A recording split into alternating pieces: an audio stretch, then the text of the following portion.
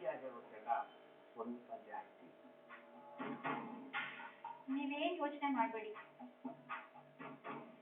ನರಹರಿನ ನಾನು ಹ್ಯಾಂಡಲ್ ಮಾಡ್ತೀನಿ.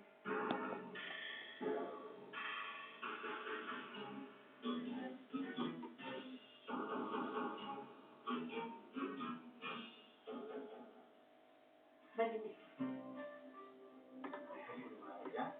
ಚೆನ್ನಾಗಿದೆ, ಕೂತ್ಕೊಳ್ಳಿ. ಸ್ವಲ್ಪ ಹಣ್ಣು ತಂದಿದ್ದೀನಿ.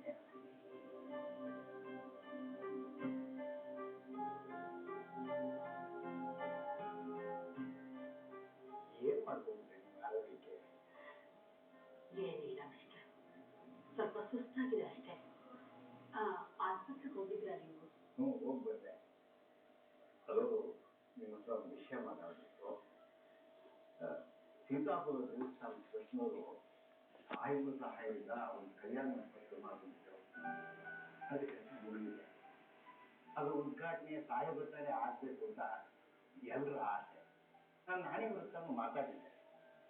ಆದ್ರೆ ಈಗ ಈ ದುರ್ಘಟನೆ ನಡೆದಿದೆ. ಏನ್ ಮಾಡ್ಬೇಕು ಅಂತಾನೆ ನಂಗೆ ಗೊತ್ತಾಗ್ತಿಲ್ಲ. ಹೌದಲ್ವಾ? ಏನ್ ಮಾಡ್ಬೇಕು ಅನ್ಕೊಂಡಿದ್ದೀರಾ? ದೇವ್ರ ಕೆಲಸನ ಸ್ವಲ್ಪ ಮುಂದೆ ಹಾಕ್ಬೇಕಾಗುತ್ತೆ.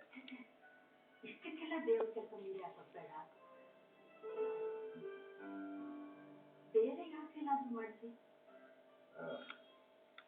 ಅದು ಊರವ್ರಿಗೆ ನಿಮ್ಮ ಮನೆಯವರ ಹತ್ರ ಬಿಟ್ಟು ಬೇರೆ ಯಾರ ಹತ್ರ ಮಾಡ್ಲಿಕ್ಕೆ ಇಷ್ಟ ಇಲ್ಲ.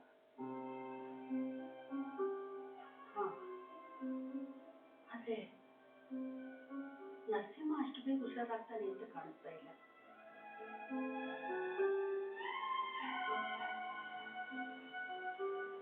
ನೀವು ಒಪ್ಪಿದ್ರೆ ಈ ಕೆಲಸನ ನರಹರ ಅಥವಾ ನಮ್ಮ ಅಳಿಯದಿಂದ ಮಾಡ್ಬೋದು. ಹಾಕ್ಬೋದು.